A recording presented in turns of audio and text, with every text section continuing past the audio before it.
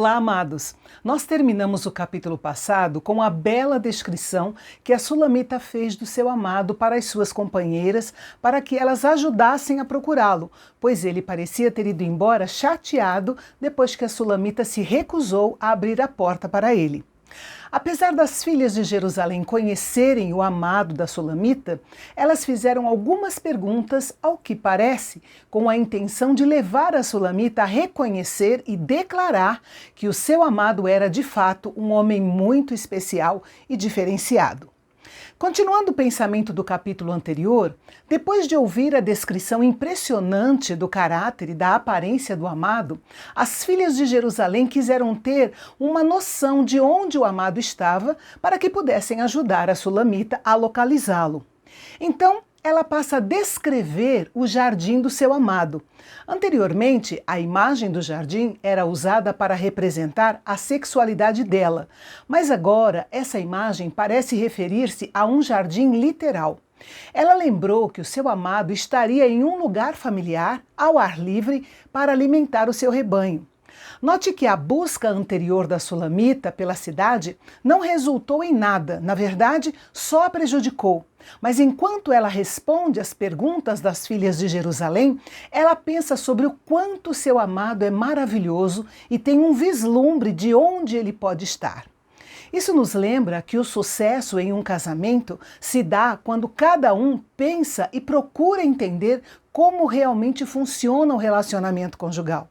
Quando a Sulamita pensou sobre onde o seu amado estaria, ela se lembrou de que ele estaria fazendo o seu trabalho e procurando maneiras de mostrar o seu amor por ela. Podemos dizer que ela entendeu algumas coisas básicas que contribuíram para a restauração do seu relacionamento com ele. As lembranças focadas nos pontos positivos enchem o coração dela de um senso de conexão renovado e de unidade entre eles.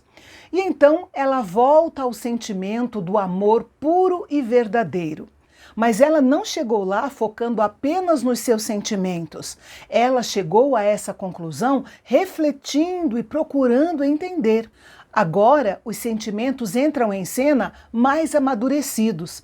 Ela sentiu e valorizou sua conexão espiritual, emocional e física com o seu amado. A capacidade de um casal de ter sucesso em seu casamento está ligada à capacidade desse casal de perdoar e aceitar o perdão. Quando essa disposição da parte de ambos se torna um hábito, o romance que deu início ao relacionamento se tornará um diamante que durará para sempre. Nos versículos 4 a 7, a Sulamita e seu amado estão juntos novamente, e o calor do seu relacionamento restaurado é evidente nesta sessão. O amado comparou a beleza e a estatura dela às cidades nobres e belas de Tirza e Jerusalém. Ela era tão impressionante quanto um exército com bandeiras pronto para a batalha. Não há um indício de amargura ou falta de perdão por parte do amado. Houve uma ruptura no relacionamento deles, que foi em grande parte por culpa dela, mas ele foi rápido em perdoar e em restaurar o relacionamento. Quando ele diz, desvia de mim os seus olhos, pois eles me perturbam ou me fascinam, ele lança um grande elogio, expresso com beleza poética. Ele quis dizer que a beleza e o olhar dela o deixam completamente fascinado. E ele continua a descrever sua amada usando muitas das mesmas imagens que ele havia usado na noite de núpcias.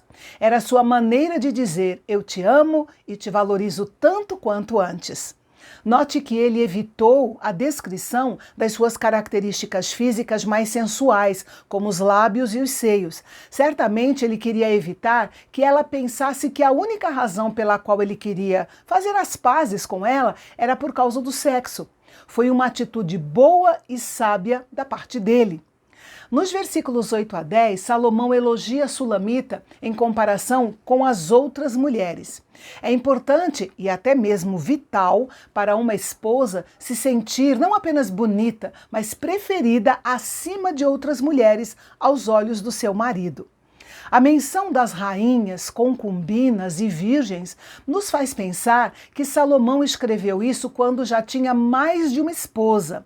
É possível que os acontecimentos desse cântico tenham ocorrido quando Salomão ainda era jovem, na ocasião do seu primeiro e verdadeiro amor. Quando ele decidiu registrar esse capítulo da sua vida, ele já tinha muitas esposas e concubinas. As palavras do versículo 8 parecem indicar que este episódio ocorreu no início do seu reinado, antes que seu harém crescesse até seu número máximo. As muitas mulheres que Salomão teve, na verdade, simbolizavam alianças políticas. Cada esposa representava um aliado das nações vizinhas. E como ele não foi um rei guerreiro, ser amigo de todas as nações era muito importante para o futuro do reino, apesar de Deus ter prometido que daria paz durante o seu reinado sem que ele precisasse apelar para essas alianças. O versículo 9 parece enfatizar que entre os seus irmãos, a Sulamita era a favorita da sua mãe. Sua grandeza e sua beleza eram evidentes, não apenas para o amado, mas também para suas companheiras e rivais teóricas, ou seja, as rainhas e as concubinas da época em que foi escrito este cântico. O elogio alto e poético do versículo 10 assegurou à Sulamita que seu relacionamento com seu amado estava, de fato, reconciliado.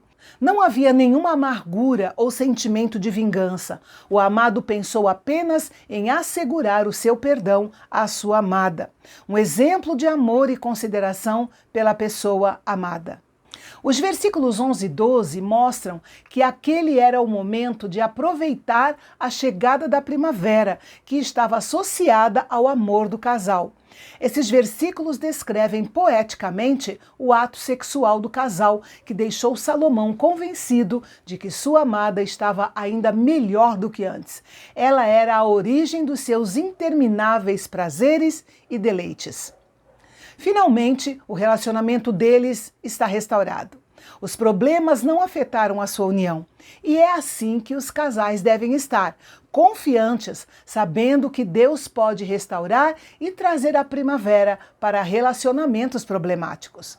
Uma curiosidade digna de nota é que o versículo 12 é o único verso em todo o livro onde o nome Sulamita é usado. Pode indicar a região que ela vivia ou pode simplesmente ser a forma feminina do nome Salomão no hebraico, indicando a proximidade da sua união. O coro das filhas de Jerusalém chama a Sulamita e introduz um outro discurso. Elas insistem para que ela volte. Note que a Sulamita não é apenas uma figura desejada pelo seu amado, mas também é admirada pela comunidade ao seu redor e, pelo jeito, era uma ótima dançarina.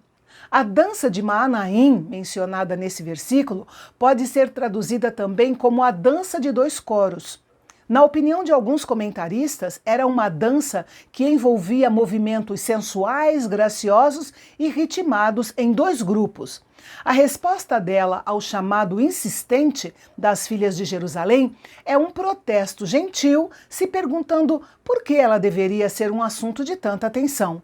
Não havia motivo aparente para que elas fizessem tanta questão de vê-la dançando.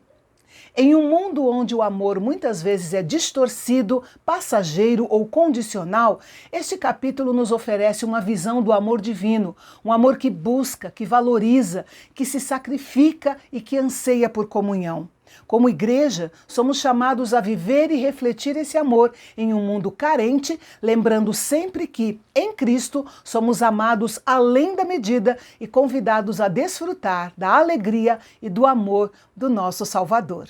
Se a Sulamita era uma ótima dançarina, certamente foi o que ela mostrou em uma dança privada para o seu amado, porque no próximo capítulo ele traça um outro perfil detalhado do corpo dela, mostrando os símbolos do amor ainda mais ousados e íntimos. Não perca o nosso capítulo de amanhã aqui no Canal Bendito, o canal de Fala Fácil. Até lá!